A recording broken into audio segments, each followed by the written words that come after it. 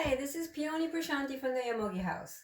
Today I'm going to make mochi, a very easy, simple version for those who don't have a mochi machine. And it just requires sweet rice flour. You can get it in a box like this. And this one is from California, but it's Japanese company. Or you can get the one in a plastic bag, which is a lot cheaper, but it's in a plastic bag. And this one comes from Thailand, I think. And then they have some that are Korean, and just go to the Asian market and you can find a bunch of mochi. It has to be the sweet glutinous mochi rice. It's glutinous, but it has no gluten in it. So be safe. So in order to make mochi, you need the flour and you need some topping. And so here's roasted soybean powder, and in Japanese it's called kinako. And oh, it just smells wonderful. So this is my topping. If you don't want to get this, you can top it with honey or maple syrup is good, or you can sprinkle some matcha powder or cocoa powder. Just get your imagination go crazy. Normally this is made with water, but I'm gonna get healthy and instead of mixing the flour with water, I'm going to mix it with silken tofu. I ate this a long time ago when I was living in Indonesia. This really old lady made some dango. Actually, this is called dango. Dango. Dango means, something round and small. And mochi is the other hard, kind of more intensely made snack food. So she had added something different to her dango, and I was like, what did you add in here? And she's like, tofu. So that's what I'm going to do. I'm going to add silken tofu to my mochi powder. Okay. So, you can measure it. This is like a quarter cup. And if it's just by myself, that's all I probably really need. But if you want to make a bunch and just keep eating it all day long, you'll be having like a lot of energy, because this actually gives you a lot of energy. So let me just tell you how it's done. I already made a bunch, of course. And so I got my flour in here. Oh, you can add a little bit salt if you want to this, or you can add sugar if you want to this, just to kind of bring out the flavor. You don't have to. It's not mandatory. So to this, I'm going to add a little bit of the silken tofu and mix it up really good.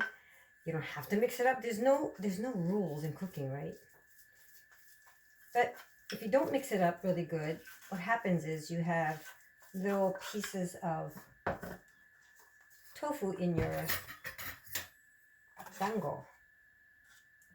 And if you're trying to hide that secret, then mash it up really well. So you just keep mixing it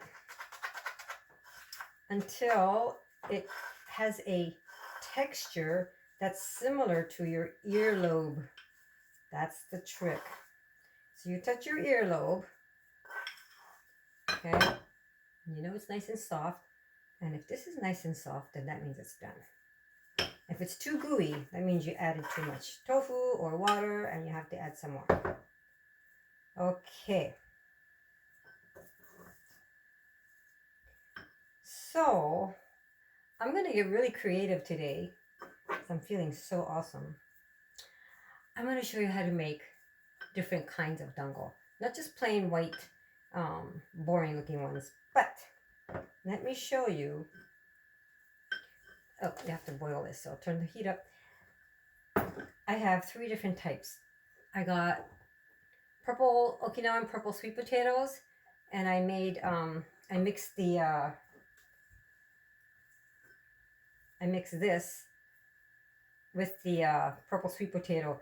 You don't have to mix it with the tofu. You can just mix this together with the flour with the sweet potato. I had it sitting out, so it's all dried up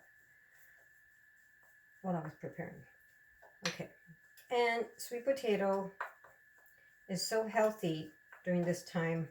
Well, anytime, but especially now, because it's a root, and you want to be able to eat some root vegetables. All right, now I'm going to boil this last because the water is going to turn purple. So I'll put this aside and let me show you what else I have. Okay, I have carob powder and just want to show you how much and how pretty the carob powder is. And you can use cocoa powder too and it'll taste like chocolate, dango. Now this doesn't really have a lot of color once it's done, but it will have the taste. It will have the flavor of it as long as you do not put kinako on it, and you can just eat it just like this. And you know, you can even mix this sweet rice flour with coconut milk, and that'll have that tropic taste to it. Now, because rice is kind of a damp item, and tofu is cold, you might want to add a little bit of ginger juice. Just grate some ginger and add the juice to your batter. Okay, and here's the other one I'm going to make, which is matcha. Now, matcha, the color doesn't really get too dark, but you can add the matcha powder to the plain dango once it's done. So there's so many different variations that you can have fun with while making this and being creative in your kitchen. I used to feed this to my children for breakfast before they went to school. I had 3 very hungry kids, and this like sustained them, and it was healthy because it was tofu in there, and they had their carbs, and they had their protein, you know, with some miso soup in the morning. Off they went, and they would fight for it, and I would just be sitting there all morning, like, you know, and you have to roll it, and it gets kind of messy because then the more you roll them, your hands get all kind of weird, and you have to wipe it off. So instead of me rolling it all the time, I just kind of like scooped it in and put it in there, and they didn't care. Okay, so let me show you what the plain white one would look like.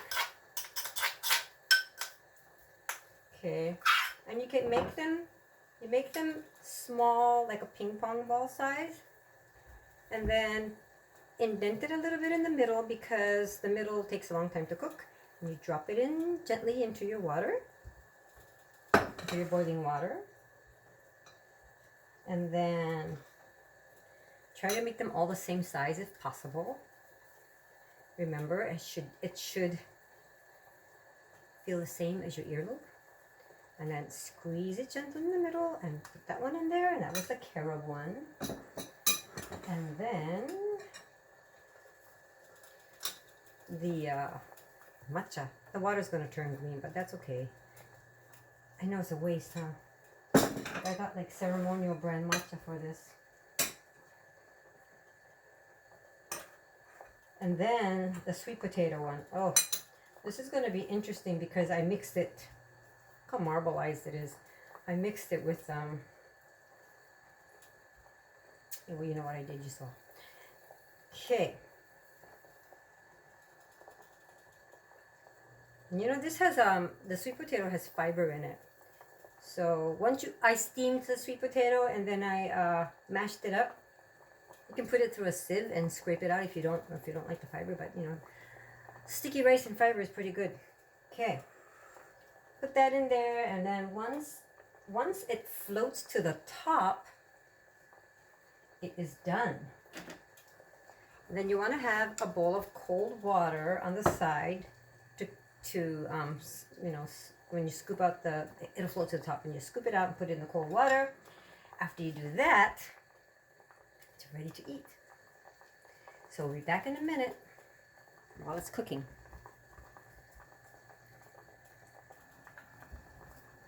Okay, I'm back, and it's only been about 3 minutes while I was gone, and I put the white one in there first. So the white one is now floated to the top. Well, they all actually are. So I'll take the white one out.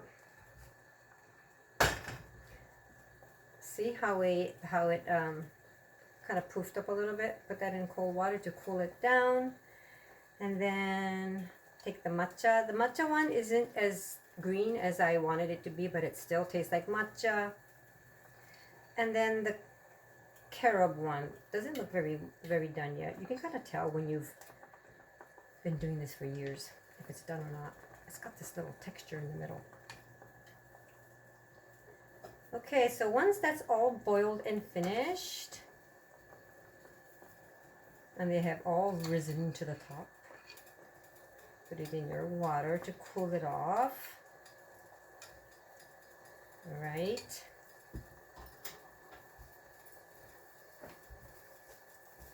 We'll get this out from the way.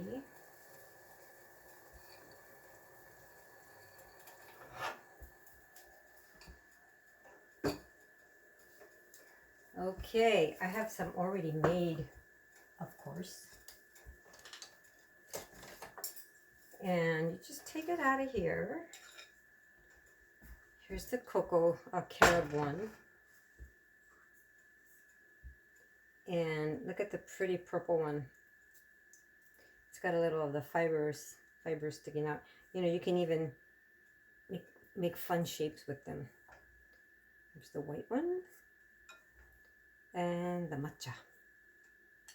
Oh, how pretty. All right. And then sprinkle some of this. And if you don't want to do soy, you can totally leave it out. Use water, juice to mix it up. Or if you don't want to do the soybean powder, you can, like I said, use honey or brown rice syrup, barley malt, maple syrup, and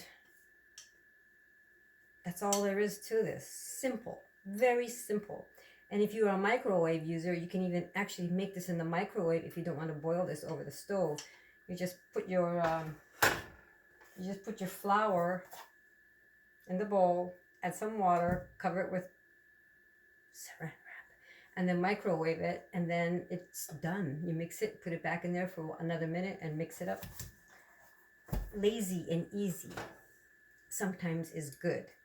But if you really want to, you know, reap the benefits of being healthy and home cooked, then spend time in the kitchen and hand make everything. This is my lunch. Thanks for watching. Please subscribe and like my videos. Share it with your friends of healthy Asian eating. Thank you. Bye.